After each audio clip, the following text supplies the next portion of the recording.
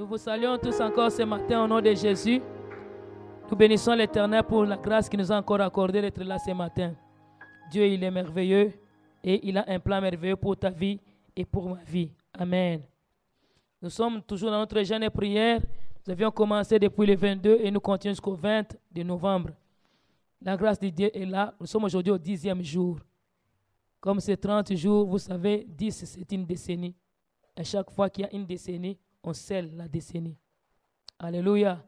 On vient de passer 10 jours. Aujourd'hui, c'est le 10e jour. C'est pourquoi on a dit, tu vas faire une bonne offrande pour sceller ces 10 jours et ce qui représente les 10 années à venir. Alléluia. À chaque 10, on scelle. À chaque 10, on scelle. Amen. Tu comprends ça? Ceux qui étaient ici l'année passée à 40, ils connaissent les jeux déjà. Je t'informe seulement pour te rappeler. Donc aujourd'hui, on va sceller le 10e jour et on va commencer, à partir de demain, on commence une autre série de 10. Amen. Donc nous aurons 3 10 qui représentent aussi la Trinité de Dieu et qui représentent aussi la perfection de Dieu. Amen. Nous bénissons l'Éternel qui a commencé avec nous.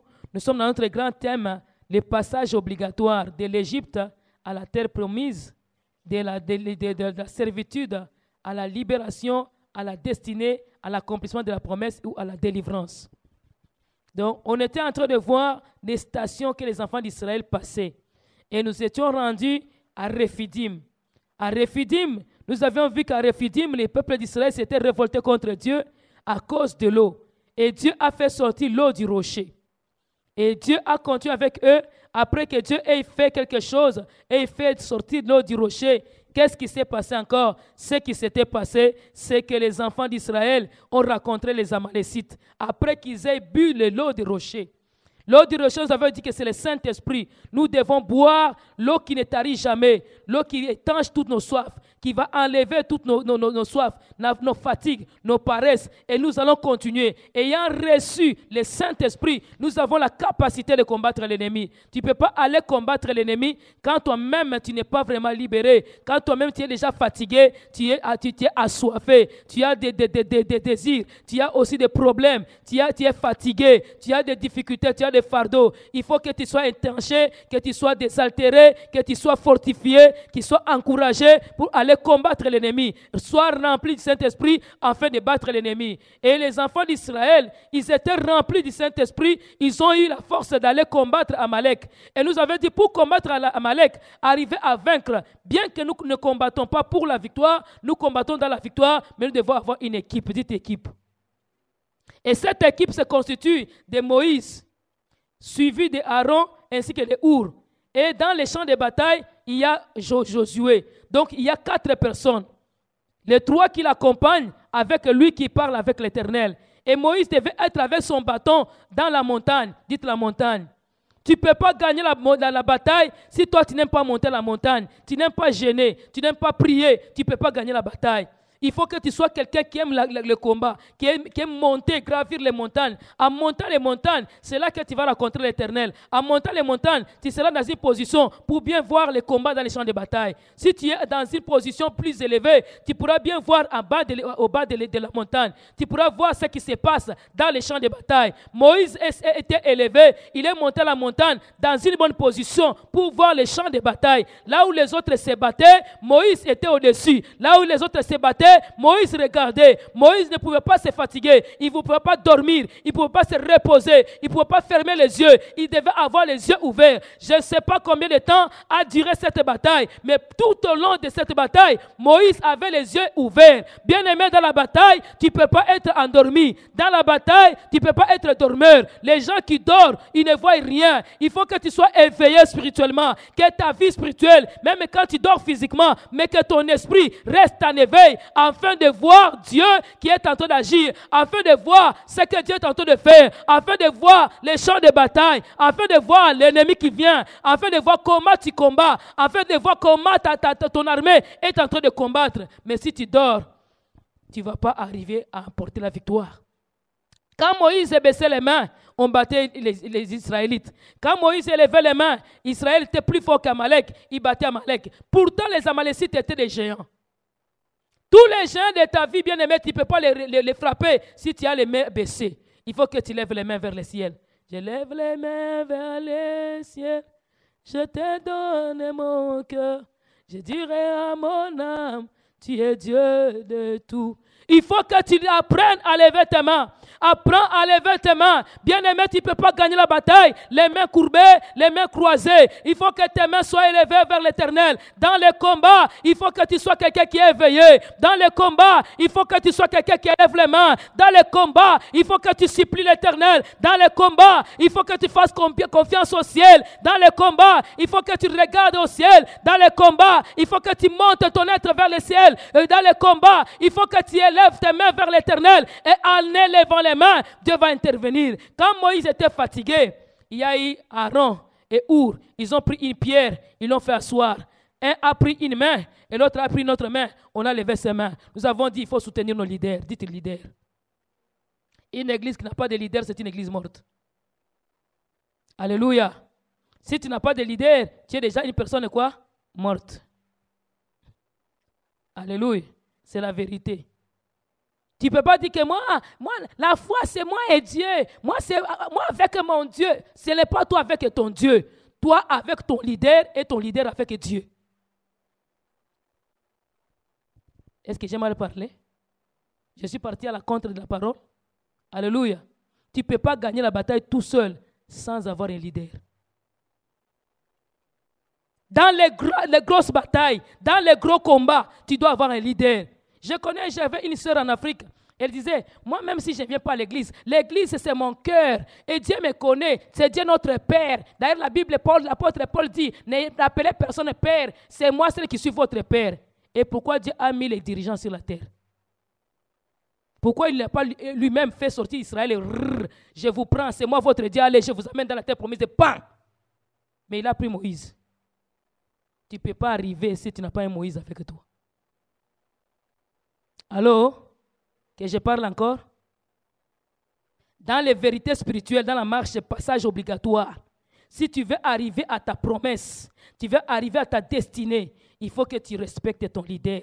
Que tu aies un leader, que tu reconnaisses ce leader et que ce leader-là soit connecté avec Dieu. Si ce leader-là n'est pas connecté avec Dieu, il est connecté avec les démons, il te transmet les démons. Allô? Est-ce qu'on se comprend? Si ton leader, il est déjà perdu, il est déjà égaré, il est déjà perturbé, il ne connaît pas où il va, toi aussi tu es déjà perdu. Jésus-Christ a dit quoi? Un aveugle ne peut pas conduire un autre aveugle. Sinon les deux vont tomber où? Dans les trous. Il faut que ton leader soit voyant. Quelqu'un qui voit. À chaque jour, je viens ici, je vous dis que Dieu m'a dit, il m'a montré. Et tout ce que Dieu nous avait parlé, est-ce que vous n'avez pas vu ça? Alléluia. Tout ce qui arrive cette année, tout ce qui est arrivé l'année passée, est-ce que Dieu ne nous avait pas parlé? Il n'avait pas parlé? Alléluia. Quand ton leader est fatigué, élève ses mains. Soutiens-le. Même dans ta vie chrétienne, il faut que tu aies des gens qui te soutiennent, des gens qui t'appuient, des gens qui te fortifient, qui peuvent te lever les mains. Quand tu es déjà fatigué, il faut que tu aies quelqu'un qui va te soulever les mains. Sinon, tu vas mourir. Il faut que tu aies quelqu'un, un appui, qui peut te lever les mains. Et Moïse avait Aaron, il avait Our, il avait Josué dans les champs de bataille. Et Josué avait aussi les combattants. Il n'avait pas tous les camps. Alléluia. Il y a des gens qui peuvent t'accompagner pour te décourager pour rien. Gédéon a été accompagné dans la bataille. Il est sorti avec des multitudes de gens. Dieu lui a dit, je vais vous sauver avec tous ces gens ici. Tous ces gens ici, ils vont tellement se frapper la poitrine que nous avons gagné la bataille. Je ne vais pas donner ma gloire à tous ces gens ici. Je vais sélectionner, dites sélectionner. Dieu, il est le Dieu de la sélection. Il n'embarque pas avec tout le monde. Il ne prend pas tout le monde. Dieu, il sélectionne. Il prend la qualité, il les met de côté. Il prend la qualité, il prend et il part avec la qualité. Dieu ne peut pas s'amener avec tout un amalgame de personnes. Non. Dieu, il a sélectionné. Dieu a dit à Moïse, dit à Josué de choisir les combattants. De choisir, donc de faire l'élection. Alléluia. Ce n'est pas avec tout le monde que tu peux aller dans la bataille. Et ce n'est pas avec tout le monde que tu peux te traîner avec. Ce n'est pas tout le monde qui sont les gens avec qui se traîner. Il y a des gens qui sont des tueurs des foi des autres. Tu te traînes avec une personne, tu vas te retrouver que ta foi est morte. Tu te traînes avec lui, tu vas te retrouver que tu ne pries plus. Il va te dire que non, la prière, Dieu connaît même nos aspirations. La Bible, même Jésus, c'est Jésus qui a parlé. Il a dit quoi? Avant que vous ayez parlé, votre Père qui est dans les cieux, il a déjà vu votre intention et il a déjà répondu. Mais pourquoi il a dit qu'il priait sans cesse? Vous voyez, quand tu te traînes avec quelqu'un qui ne connaît pas la parole de Dieu, il va te traîner dans la perdition. C'est très important de te traîner avec quelqu'un qui te pousse vers l'avant. C'est très important de te traîner avec un combattant.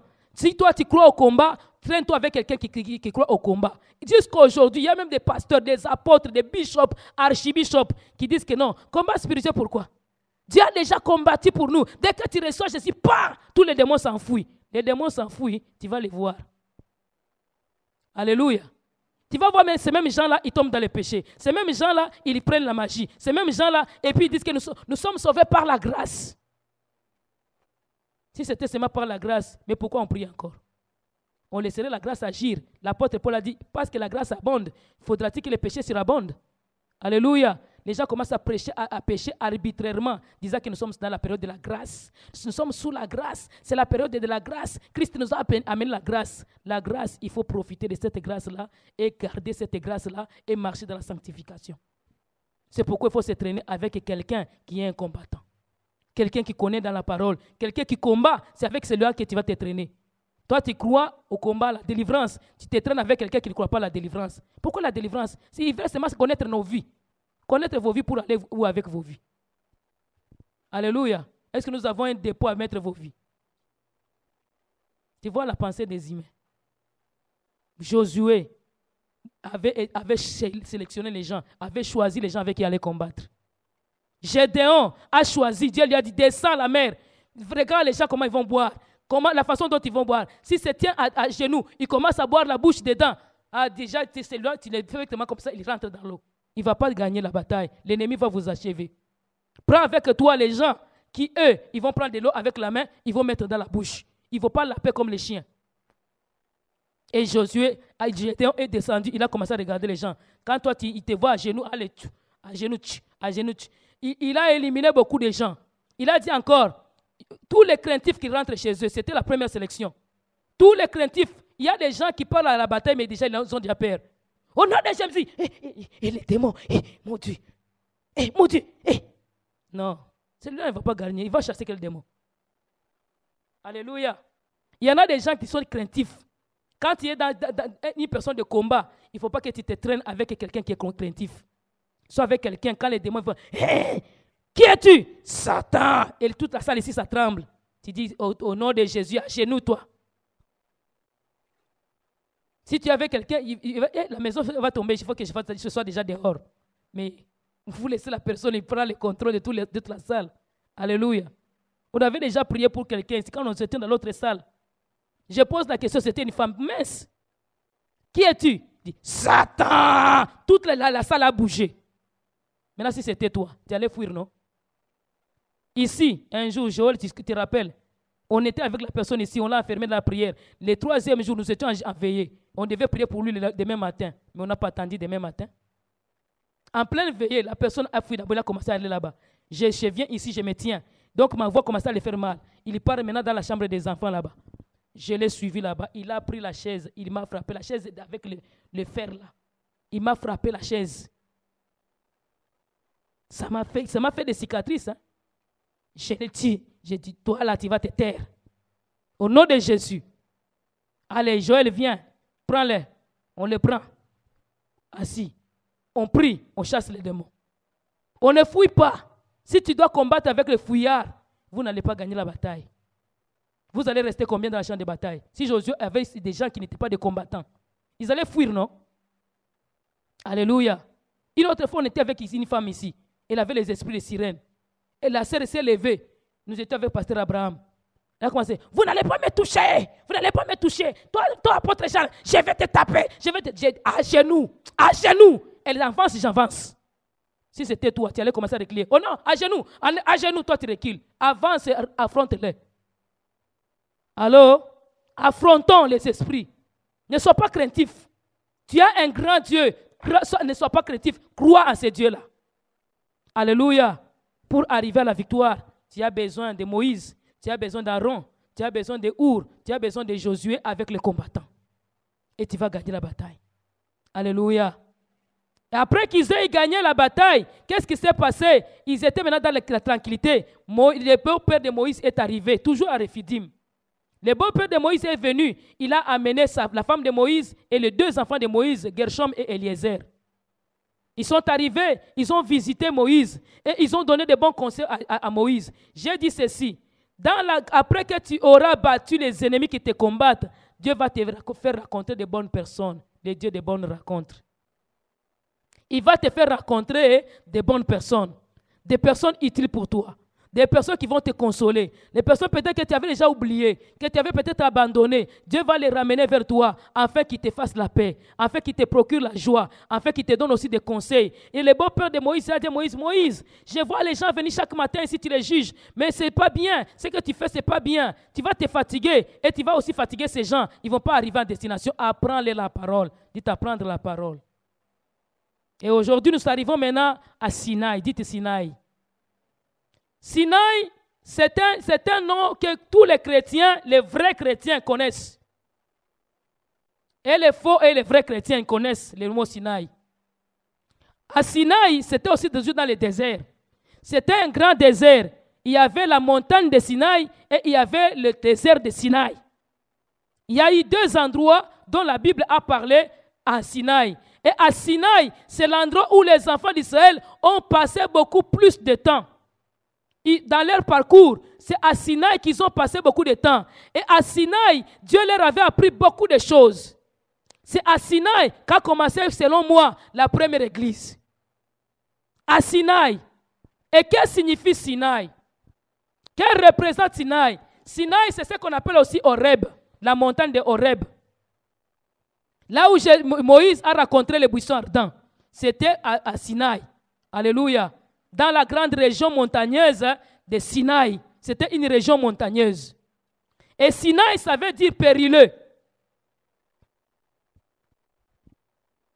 Désert de Sinaï. Sinaï, ça veut dire épineux, dangereux, périlleux. Vous voyez que c'est dangereux. Hein? Épineux, périlleux, dangereux et accidenté. Épineux, périlleux, dangereux, accidenté. Et Horeb, ça veut dire falaise. Falaise la plus dangereuse.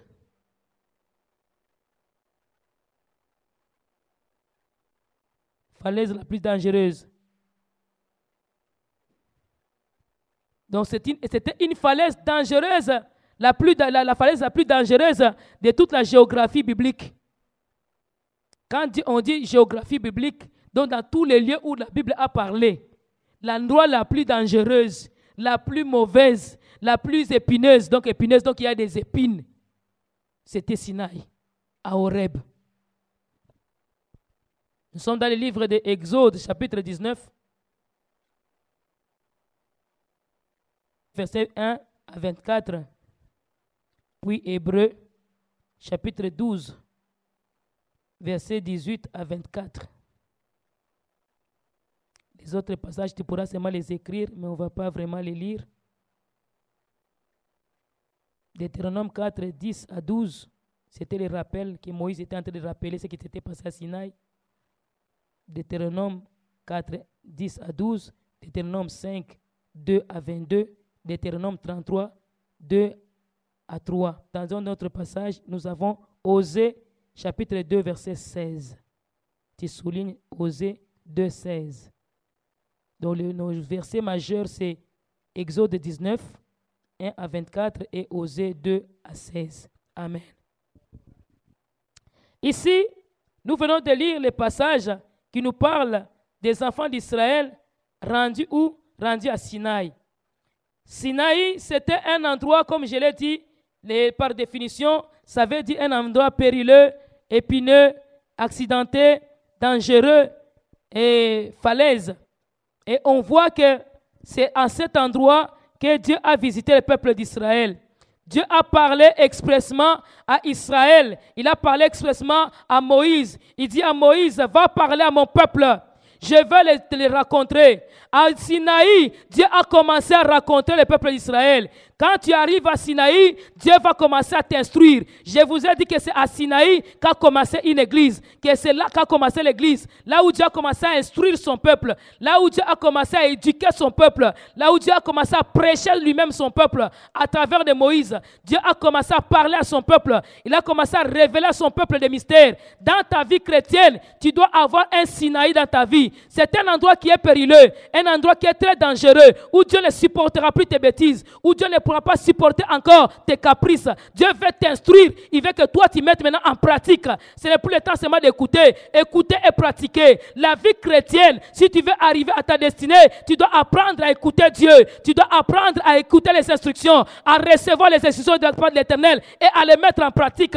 Arriver à un certain moment, à un certain endroit, bien aimé, tu dois apprendre à écouter Dieu. Dieu est descendu à Sinaï. Il a commencé à parler. Dieu voulait se révéler. Dans ta vie spirituelle, tu dois faire la rencontre personnelle avec Dieu. Tu dois faire la rencontre ou l'écoute personnelle avec Dieu, où Dieu commence à te parler, à te révéler des mystères, à te parler, à te montrer des choses, à te donner des limites, des instructions. Bien aimé, dans ta vie, si tu n'as pas de limites, tu es encore une personne morte. Dans la vie, il faut toujours avoir des limites. Il ne faut pas être quelqu'un qui s'embrouille, quelqu'un qui va vrac et vrac. Non, tu dois être quelqu'un qui sait mettre des limites dans chaque chose. Nous sommes en amitié, notre amitié se limite ici. Nous sommes aux études, mes études c'est ici. Mes heures des études c'est jusqu'ici. Que personne ne va venir violer ce temps ici. J'ai des temps de prière avec Dieu. Ici, il y a des limites. Personne ne peut traverser ces limites ici. Mais il y en a des gens qui vivent en vrac. Ils s'exposent à tous, ils parlent à tous, ils ne mettent pas de limites dans les choses, ils mettent pas. Dans ta vie, tu dois apprendre à mettre des limites. Même les limites de manger, les limites, je ne sais pas, de parler, les limites d'amitié, les limites de relations, tu dois avoir des limites. Une personne sans limite, c'est une personne qui court un danger. Tu ne peux pas être quelqu'un qui court le danger. Tu dois être quelqu'un qui marche dans la sainteté, qui marche dans la sanctification. Sois dans tes limites. Tu dois mettre des limites. Dieu dit à Moïse, monte ici à la montagne, je vais te parler. Dis à ce peuple-là de se sanctifier. Si tu veux que Dieu commence à te parler, tu dois apprendre à te sanctifier. Tu dois apprendre à te mettre dans la pureté et à mettre ta vie en ordre. Tu dois te purifier, laver tes vêtements. Laver tes vêtements, c'est quoi? C'est pas aller mettre les vêtements dans la sécheuse, dans la laveuse, dans la sécheuse. Non, c'est aller sanctifier ton caractère, aller purifier ton comportement, enlever ce qui est mauvais, enlever des tâches dans ta vie, enlever ce qui est nuisible dans ta vie, ce qui empêcherait Dieu de t'approcher. Si tu veux que Dieu t'approche, il faut que tu apprennes à te purifier, que tu apprennes à te sanctifier, que tu apprennes à te mettre en ordre, à enlever ce qui n'est pas bien. Que tu te contrôles toi-même, est-ce que je suis en ordre? Pour que Dieu me parle. Il y a des gens qui se disent que non, moi Dieu ne me parle pas, il va te parler comment tu es trop sale. Tu restes dans la pornographie toute la nuit, comment est-ce que Dieu va te sanctifier? Tu restes dans la masturbation, dans la salle de bain, toute la soirée, comment est-ce que Dieu va te parler? Sanctifie-toi d'abord. Toi-même tu te regardes, tu dis non, je dois quand même me sanctifier. Tu restes en colère toute une année. Tu es fâché contre qui? Tu es un ennemi avec tout le monde. Tu ne parles pas à tout le monde. Tu ne parles pas à tout le monde. Tu ne côtoies pas tout le monde. Toi, tu es fâché contre tout le monde. C'est toi qui es saint. Tous les autres sont impurs. Non. Bien aimé, tu dois apprendre à te sanctifier si tu veux que Dieu te rencontre. Tu as le manque de pardon en toi. Tu ne pardonnes pas quelqu'un qui t'a fait du mal. Tu n'as jamais pardonné. Depuis que le problème est passé, il y a 1800. Jusqu'à aujourd'hui, tu as la colère. Quand tu penses à ça, tu as même le cœur gros. Tu as même la pomme d'Adam. Il faut que tu arrives à pardonner, à avancer. Tu pardonnes non pas seulement pour cette personne, d'abord pour toi-même, aussi pour ta guérison, pour ta relation avec Dieu. Alléluia. Sois en paix avec toi-même et en paix avec Dieu. Et aussi en paix avec qui? Avec les hommes. Alléluia. Nous devons apprendre à nous mettre en ordre avec le Seigneur. Nous devons apprendre à nous mettre purs au devant du Seigneur. Nos vies ne peuvent pas être désordonnées. Nos vies doivent être en ordre. Nos vies doivent être des vies qui sont en train d'être glorifiées, de louer l'Éternel. Dieu dit à Moïse, dites-le de se sanctifier. Je veux parler à quelqu'un dans ta vie spirituelle quand tu arrives à Sinaï. Pour que tu sortes de Sinaï, il faut que tu te sanctifies. Sinon, tu vas mourir à Sinaï. C'est un endroit dangereux. Tu as déjà marché assez. Tu as déjà quitté l'Égypte. Tu as déjà traversé la mer Rouge. Tu as déjà traversé des déserts. Mais à Sinaï aussi, c'est un grand désert. Un désert qui peut t'avaler, qui peut te mordre. Mais c'est un bon endroit. Dieu appelle ça un endroit périlleux. Mais c'est dans cet endroit périlleux-là, laisse-moi te parler, c'est dans un endroit périlleux où Dieu parle plus. C'est dans un endroit terrible où Dieu va se révéler plus. C'est dans un endroit dangereux que Dieu peut te visiter plus. Plus les choses deviennent compliquées dans ta vie, c'est le moment où Dieu veut te rencontrer. Quand il y a des problèmes, c'est comme un rendez-vous que Dieu te donne. Viens me rencontrer. Quand les choses vont mal, quand les choses s'empirent, quand les choses qui deviennent compliquées, tu sens la mort, tu sens les dangers, tu sens que c'est périlleux, tu sens les épines. On dit que c'est épineux. Il y a des situations qui sont épineuses. Ça te pique, ça te fait ronger, ça te fait manquer la paix. Tu vas t'asseoir ici, aïe, il n'y a pas moyen de te poser. Tu vas poser les pieds, ça pique en bas. Tu ne sais pas te tenir. Mais c'est dans cette situation-là que Dieu veut que toi tu te sanctifies et que lui te rencontre. Toutes les situations catastrophiques dans notre vie, ce sont les billets de rendez-vous avec notre Dieu. Ce sont les appels de rendez-vous à notre Dieu. Quand tu sens que ça chauffe, que tu sens que ça ne va pas plus bien, les choses deviennent compliquées, les choses deviennent amères, les choses deviennent dangereuses, les choses deviennent amères, les choses, je ne sais pas, ça devient épineuse, les choses, ça devient, je ne sais pas, que ça t'amène à la falaise, tu vas aller mourir. C'est dans ce temps-là que Dieu t'appelle au rendez-vous. Il faut que tu cries à lui. La Bible déclare, quiconque invoquera le nom de l'Éternel sera sauvé. Il sera sauvé de quoi? Il invoquera pourquoi? Il invoquera parce qu'il est dans la situation difficile. Je viens parler avec quelqu'un dans la situation dans laquelle tu es. C'est un rendez-vous. Dieu t'appelle. Dieu t'appelle. Dieu t'appelle. Il veut que tu t'approches. Il veut te parler. Il veut te communiquer. Il a dit, je l'amènerai dans le désert. Et là, je parlerai à son cœur. À Sinaï, Dieu veut parler à ton cœur. Bien-aimé, Dieu veut parler à quelqu'un. Il faut que toi, tu te prépares. Et que toi, tu puisses encore te disposer afin que Dieu te parle. Ne sois pas quelqu'un qui, quand les choses vont mal, toi, tu vas t'enfermer. Non, c'est le moment de te sanctifier et de t'approcher de la montagne.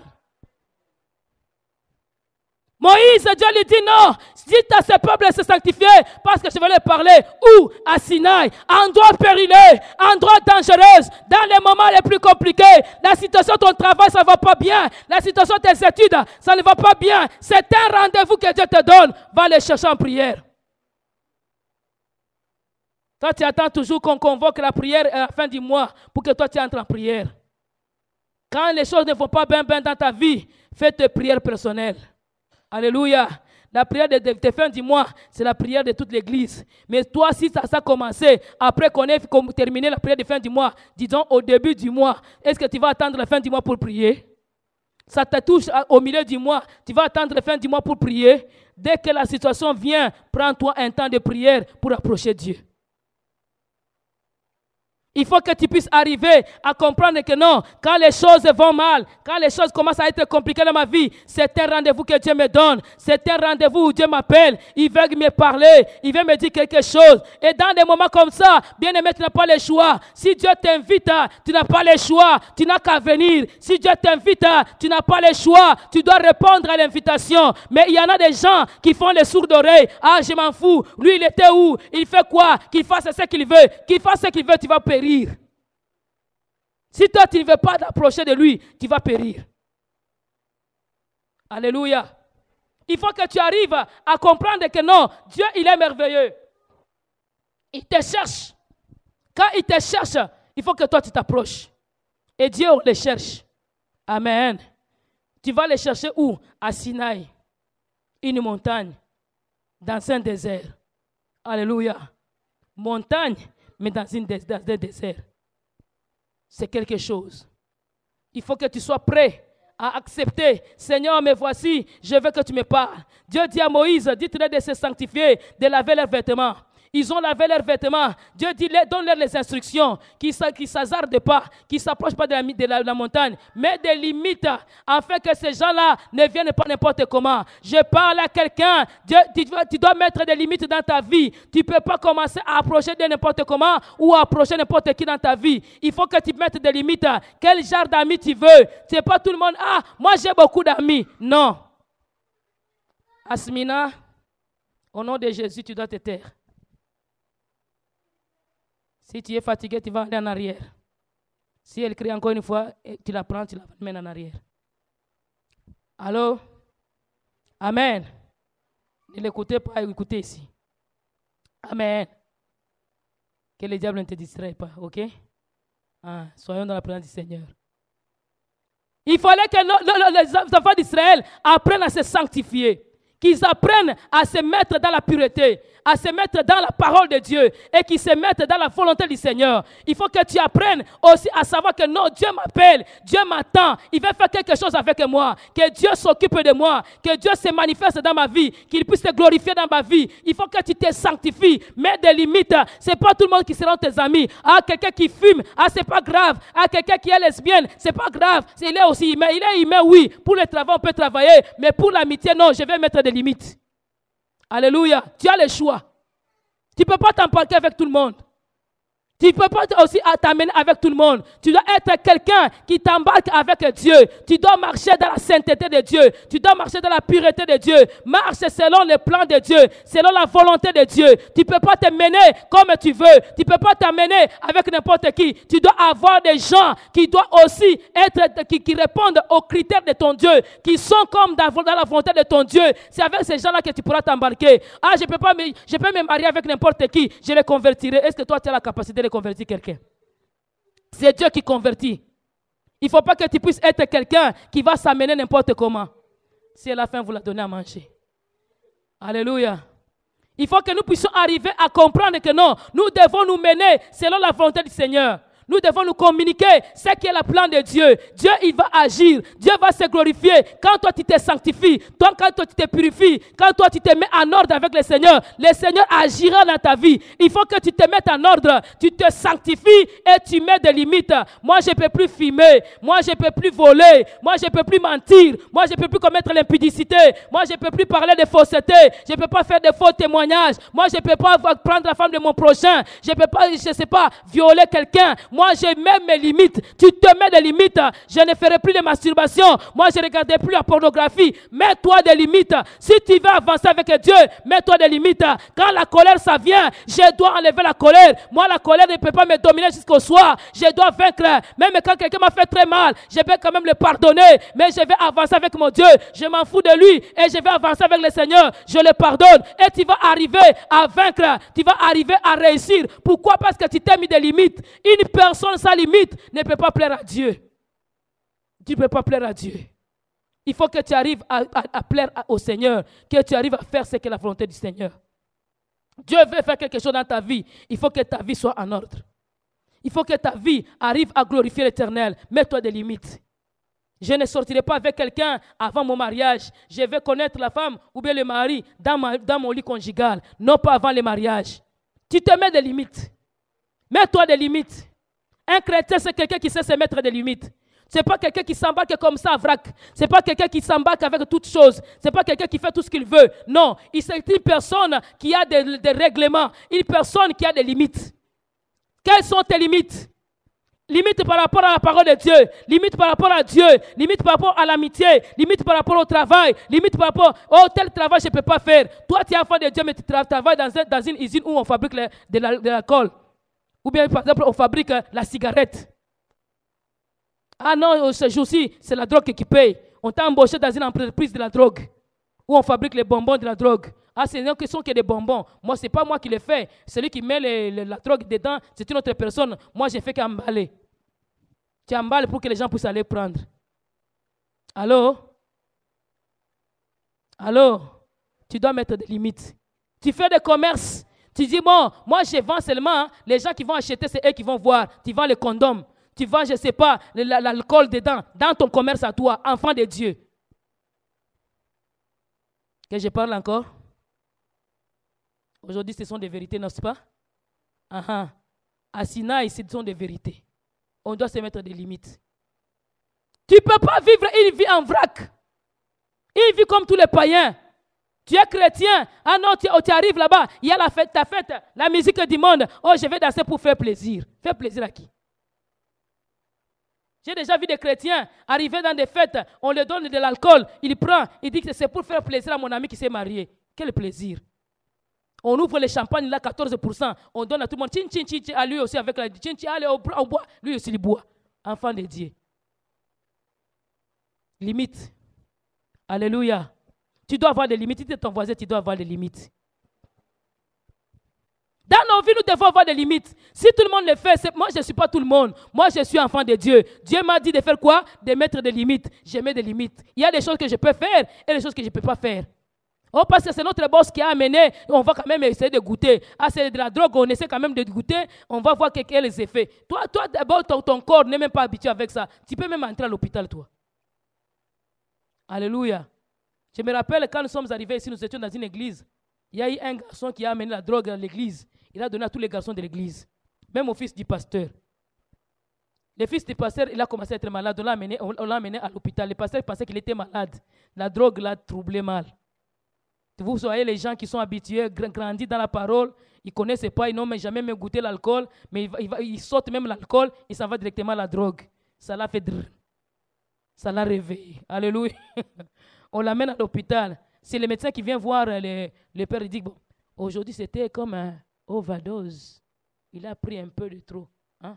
Le pasteur dit quoi? Il a pris quoi? Bon, à la maison, il n'y a pas du vin. À la maison, il n'y a pas l'alcool. À la maison, il n'y a rien de mauvais. Il a pris quoi? Le médecin dit, bon, parce qu'on voit des traces de la drogue dans son sang, cette fois-là, ça doit être qu'il en avait pris un peu de trop. Oh. Mais mon fils n'a jamais pris. Il dit, non, on voit les traces de la drogue dans son sang. On lui demande maintenant, tel, as-tu pris? Oui. Où? D'abord, au début, il voulait refuser, mais le médecin l'a déjà vendu. Où? Ah, bon, c'est tel qui est venu à l'église. Nanana. À l'église. Donc, il y avait des gens dans l'église qui ne s'étaient pas mis quoi? Des limites. Alléluia. Mets-toi des limites. Dans ta vie chrétienne, tu dois te mettre des limites. Même si quelqu'un venait ici à l'église, ce n'est pas dit que non, parce que tout le monde vient à l'église, c'est que tout le monde est bon. Il peut avoir même des mauvais. À l'église, il peut avoir même des sorciers qui entrent, qui te disent que non, ils vont t'amener dans quelque part. Quand tu arrives dans cet endroit, tu dis, cet endroit, ça ressemble aux maisons des francs-maçons. Je n'entre pas. Oh non, tu viens seulement, c'est une église. Non, je n'entre pas dans cette église ici. Tu dois te mettre des limites. Tu m'amènes où? Oh, tu vas voir seulement. Non, dis-moi d'abord, tu m'amènes où? C'est une surprise. Moi, je n'aime pas des surprises comme ça. Alléluia. Sois quelqu'un de limite. Alléluia. Avec le monde présent, si tu ne sais pas te mettre des limites, le monde va te conduire. Le monde est déjà limité. Le monde est en train de dégringoler. Le monde est en train de se perdre. Dieu nous avait dit quoi? Le monde est en train de faire quoi? Il est en train de délirer, voilà. Que Dieu te bénisse, ma sœur. Toi, tu écoutes bien les prophéties. Le monde est en train de délirer. Comme le monde est en train de délirer, toi aussi, tu vas délirer avec le monde. Sois éveillé. Dites à ton frère, sois éveillé. Hein? Dites-lui encore, sois réveillé. Il ne faut pas que tu sois quelqu'un où t'embarques. Non, il faut que tu puisses avoir des limites. Aujourd'hui, c'est l'Halloween. Tu vas voir même des chrétiens. Allez, ils se déguisent. Oh, ils se déguisent en ange. Quel ange maintenant? Oh, il a un ange de Dieu. Moi, notre déguisement, c'est l'ange de Dieu. Quel ange de Dieu le jour de l'Halloween? Tu deviens aussi Satan. Parce que tu as participé à la fête du Satan. Allô? L'Halloween, là-bas, on met des citrouilles. Toi aussi, chrétien, devant ta maison. Allez, citrouilles, les nénés, les yeux. Tu mets devant ta maison. Tu appelles les démons. Venez, venez. Dieu a dit, mettez des limites. Toi, tu n'as pas mis de limites. Entre toi et le monde, il n'y a pas de limites. Les mondes, mets, toi aussi, tu mets. Oh, costume, toi aussi tu mets costume. Allez, Superman. Toi, tu vas commencer à sauter. Tu connais Superman avec quelle puissance il saute? Avec quelle puissance? Oh, Spider-Man. Toi, si tu voles comme Spider-Man. Bien aimé, on va vous avoir. Spider-Man, ça veut dire un homme araignée. Toi, tu deviens araignée. Araignée, c'est la sorcellerie. Les enfants de Dieu, ils sont comme déboussolés. Ils ne se mettent pas de limites. Aujourd'hui, le jour de l'Halloween, là, tu vas voir d'autres même, ils sortent, ils vont aller demander des bonbons. Oh non, nous, on n'est pas déguisés, mais on va demander des bonbons. Le jour de l'Halloween, allez au Dollarama, achetez un paquet à $1. Donnez à chaque enfant, si vous voulez, les détruire les dents. Donnez à chaque enfant un paquet. Et puis préparez sur l'argent pour les dentistes après. Allô? Amen, amen. Otignez les keren, alléluia. C'est vous dire, c'est alléluia. Dites-moi amen. Otignez les keren, alléluia. Maëva et Asmina, alléluia. Dites amen. Les enfants, vous ne savez pas dire amen? Raphaël, amen. Amen. Applaudissons très fort pour Raphaël. Amen. Alléluia. Raphaël, aujourd'hui, on ne te donne pas un paquet tout plein. On te donne un peu. Aujourd'hui un peu, demain un peu, après demain un peu. Comme ça, tes dents seront restées toujours pires. Tu n'auras pas de problème de dentiste. Sinon, les dentistes vont ouvrir grand. Ça ne c'est pas intéressant. Amen. On te met le truc là. Amen. Mettons-nous des limites. Ne dites pas que non, aujourd'hui c'est l'Halloween. Halloween, c'est quelle fête? Fête de Satan. Fête des démons. Fête des morts. Fête du diable. Toi, enfant de Dieu, tu verras même dans d'autres églises. J'étais dans une église il y a longtemps. Cette église-là, toutes les fêtes qui se fêtent dans le monde, et ils les fêtent aussi dans le Seigneur, mais ils disent que c'est le Seigneur. Oh, Saint-Valentin, même à l'église de Saint-Valentin. Mais nous, notre Valentin, c'est chaque jour. Alléluia. C'est le 14 février, vous savez c'est qui a créé avec l'esprit. Et vous amenez ça chez vous. Et même dans l'église, on met des tables avec des trucs rouges et on donne des bonbons de cœur dans l'église. On va vous donner les Valentins. Vous connaissez ce qui est Valentin là? Alléluia. Saint-Valentin, vous le connaissez? Vous voyez comment on s'embarque dans les choses du monde qu'on ne connaissait pas. Ils sont à rouge-noir, nous aussi ces jours-là. C'est seulement ces jours-là qui nous ont porté rouge-noir. La couleur même des Freemasons aussi beaucoup, c'est rouge-noir. C'est seulement les jours-là. Tu peux porter n'importe quand. Alléluia. C'est seulement ces jours-là, pourquoi? On se ramasse des esprits. Dites à ton voisin, ne te ramasse pas des esprits. Dites-lui encore, mets-toi des limites. Nous devons mettre des limites dans notre vie. On prend les bonbons à squelette avec la tête de crâne. Tu dis, Jésus, c'est un bonbon. Bon, c'est quoi ça? Ça ressemble à un chocolat à tête de crâne. Tu manges d'abord ses yeux. Mais c'est quand même bien. Hein? Et puis tu manges la crâne là. Tu connais c'est quel crâne? Avec quelle intention ils ont fait ces bonbons là? Quelle inspiration? Mets-toi des limites. Dis à ton voisin, mets-toi des limites. Ne mange pas n'importe quoi. Squelette, allez, tu prends les côtes là, tu manges. Bien aimé, tu vas manger les morts sans le savoir. On va te faire manger les esprits des morts. On va te faire manger les cadavres sous déguisement. Et on va te les réclamer la nuit. Tu commences à faire des cauchemars. Dieu a dit, mettez des limites. Que personne ne s'approche. Dans la vie, apprenez à faire des limites. Et à faire la part des choses. Rouge, c'est rouge. Noir, c'est noir. Blanc, c'est blanc. Orange, c'est orange. Tu dois mettre des limites dans ta vie. Tu ne peux pas t'embarquer avec toutes choses. Tu ne peux pas faire tout ce que les autres font. Dieu dit que celui qui ne respectera pas les limites, il touche à la montagne. Il va être consumé. On va les lapider. On les tuera par lapidation ou par les flèches. Qu'il soit animal ou qu'il soit un homme, on va le tuer. Si tu ne respectes pas les normes de Dieu, tu risques de mourir à Sinaï.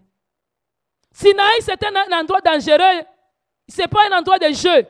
Quand tu as grandi dans la vie spirituelle, tu atteins le niveau de Sinaï. Bien aimé, c'est un niveau qui devient dangereux, où il ne faut plus niaiser avec Dieu. À un certain moment dans ta vie chrétienne, tu dois grandir. Tu ne peux pas dire, moi je reste à Refidim parce que c'est le lieu du repos. Tu vas rester dans le lieu du repos, mais tu ne vas pas arriver à ta destinée. Allô? Allô? Ça devient compliqué. Hein? On se rend où? À notre destinée. De la servitude à où? À la destinée. De la promesse à l'accomplissement de la promesse. De la servitude à la délivrance. Mais pour y arriver, tu dois passer dans les endroits périlleux aussi. C'est là que Dieu commence à checker la foi des gens, voir si les gens vont respecter ou pas. Qu'ils lavent leurs vêtements pendant 3 jours, qu'ils se sanctifient, après quoi, qu'ils s'approchent, mais qu'ils ne touchent pas. Il y a des choses que nous ne devons pas toucher dans notre vie. Étant chrétien, tu ne touches pas la femme d'autrui. Tu ne touches pas aux enfants d'autrui avant le mariage. Tu ne peux pas faire n'importe quoi. Tu ne vas pas voler parce que tout le monde vole. Toi aussi tu voles. Non, tu dois faire des choses avec ordre. Les choses des autres gens sont en train de faire n'importe quoi. Toi, tu ne feras pas n'importe quoi. Dieu, qu'est-ce que tu me dis? Tu vas écouter Dieu. Qu'est-ce qu'il te dit? Ce qu'il te dit, tu vas le faire. Sanctifiez-vous pendant 3 jours, 2 jours. Le 3e jour, ne touchez à aucune femme. Alléluia. Quand il y a un jeûne et prière, le principe est que tu ne sois pas en relation sexuelle pendant ce temps-là de jeûne et prière. Amen. Est-ce que j'ai mal parlé? J'ai parlé des insanités. C'est la Bible, non? Quand il y a un jeûne et prière, tu es marié. Comme moi et Abraham. Vous voyez, moi je suis ici. Lui, il reste à la maison. Alléluia. Pourquoi? Nous devons nous garder purs, nous approcher de Dieu. Que chacun s'approche de Dieu. Que lui, il approche Dieu, que moi, j'approche Dieu. On va se retrouver après. Mais pour l'instant, nous cherchons l'Éternel. Ce n'est pas notre corps qui compte. Notre corps doit mourir pour l'instant.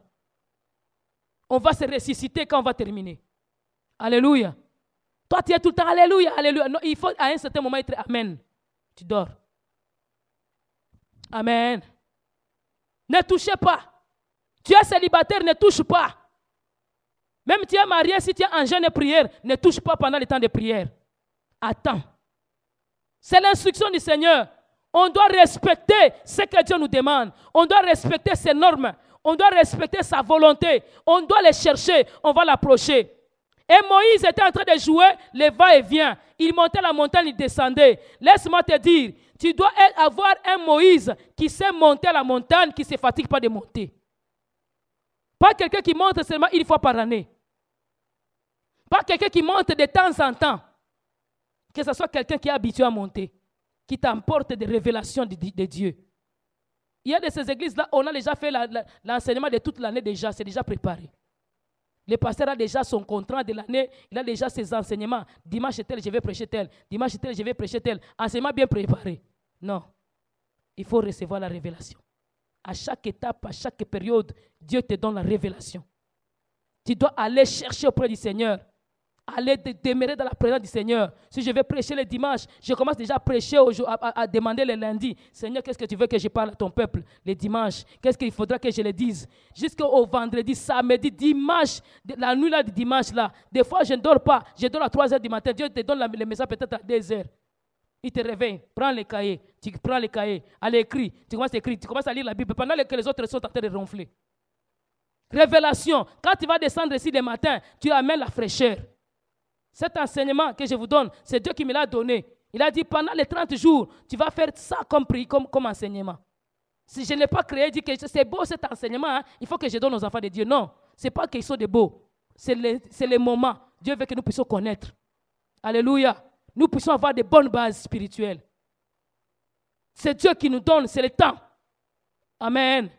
Même si tu es dans la foi, peut-être on est tenté de répéter les choses que tu connaissais déjà, mais c'est toujours nouveau parce que ça te donne une bonne base. Vrai ou faux? Tu n'as pas appris de bonnes choses depuis qu'on a commencé. Tu n'as pas appris de nouveautés. Allô? Toi, tu connaissais Chour. Désert de Chour, tu connaissais ça? Hein? Désert de quoi ça? De Sin. Tu connaissais ce désert-là? Ce sont les noms que tu connaissais déjà. Tu connaissais Elim, toi.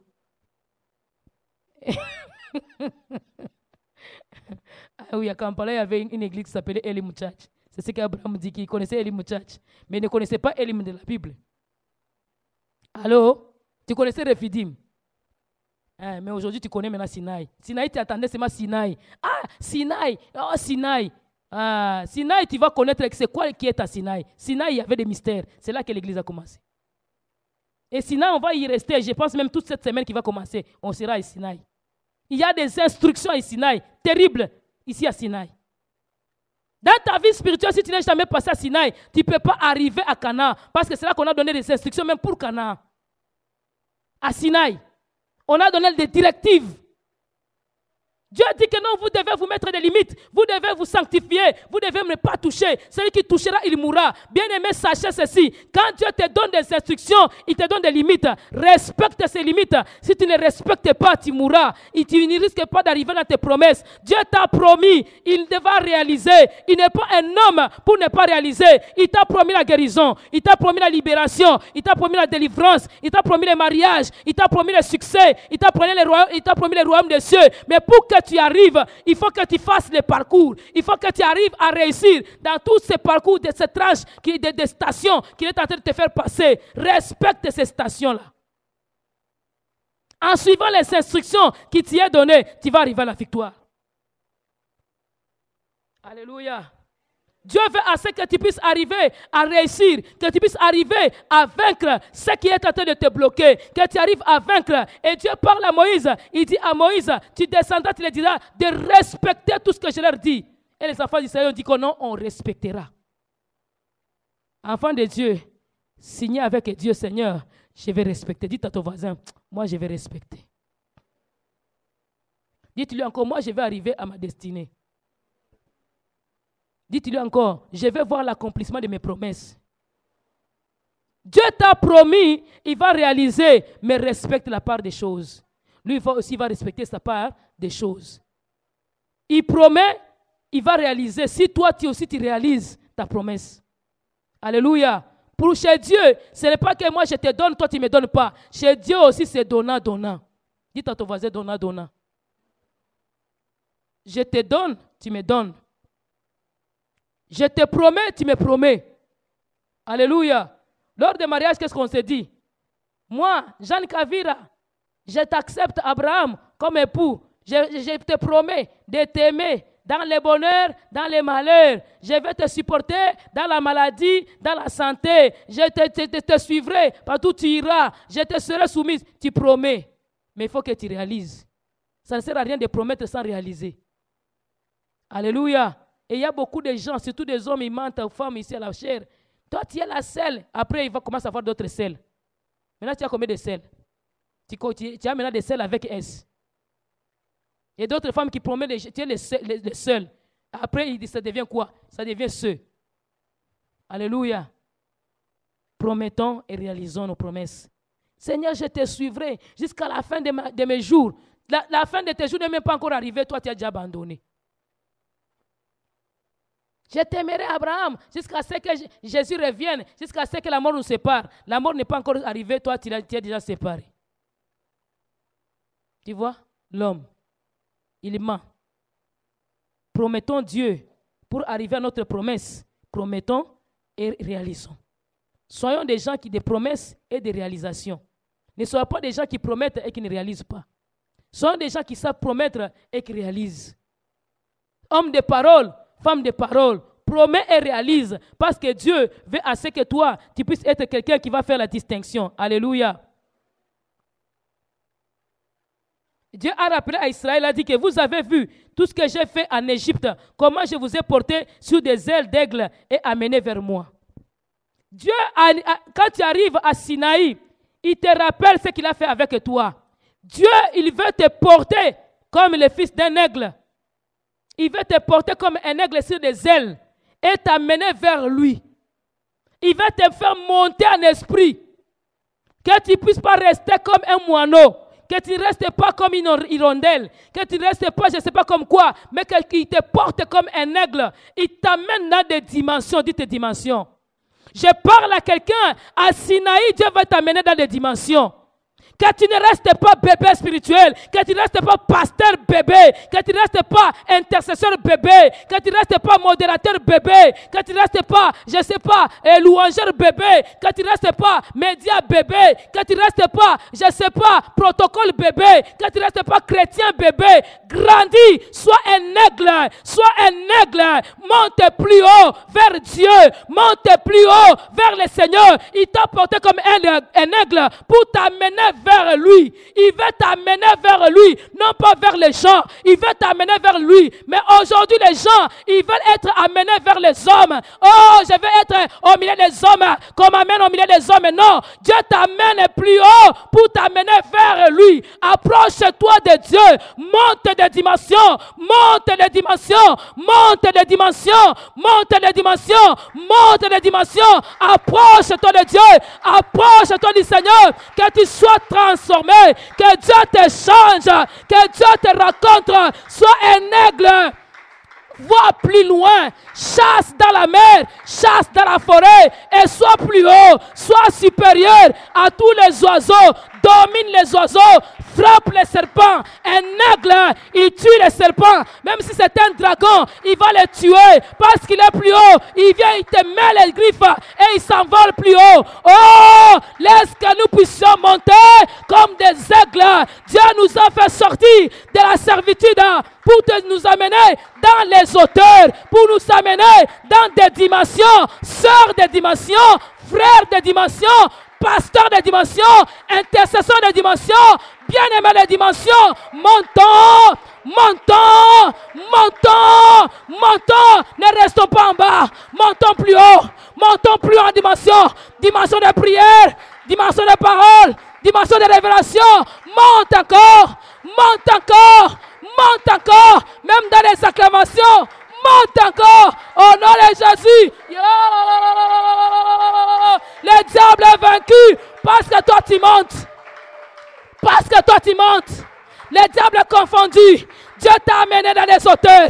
Il veut t'amener dans les hauteurs. Il t'amène dans les déserts pour parler avec ton esprit. Il t'amène dans les hauteurs pour te faire contempler sa magnificence. Monte, contemple ce que Dieu a préparé pour toi. Tu n'es pas n'importe qui. Tu n'es pas n'importe qui. Dans les études, monte. Ne dis pas que moi, secondaire, ça suffit. Ça ne suffit pas. Tu étais en primaire, tu entres en secondaire. Ça ne suffit pas. Je monte encore au cégep, ça ne suffit pas. Je monte encore à l'université, ça ne suffit pas. Je monte à la maîtrise, au doctorat. Ah, monte. Alléluia. Ne sois pas quelqu'un qui dit, ah, moi je pense qu'ici ça suffit. Toi, tu as déjà vu quelqu'un qui est rassasié de dollars? Des dollars là, les milliardaires, est-ce qu'ils ont freiné? Ils ont arrêté de produire. Hein? Nadine, tu as déjà vu ça? Non. Il n'y a pas de gens qui sont rassasiés de dollars. Mais pourquoi toi, tu es rassasié de Dieu? Tu es rassasié de dimensions. Celui qui était conseiller municipal, demain il voudra devenir quoi? Maire de la ville.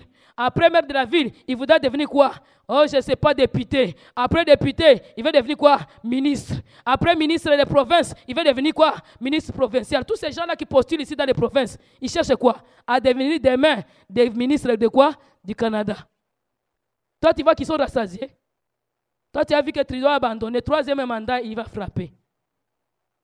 Maintenant, toi, tu te fatigues. Alléluia. Si les païens ne se fatiguent pas, pourquoi moi je vais me fatiguer? Si tu deviens bishop, deviens même archibishop. Alléluia. Tu es pasteur, monte encore dans le pastorat. Deviens pasteur exposant. Alléluia. Pasteur encore exposant, c'était exposant 2, ça devient exposant 4. Après exposant 15, monte de dimensions. Tu es chantre, monte de dimensions.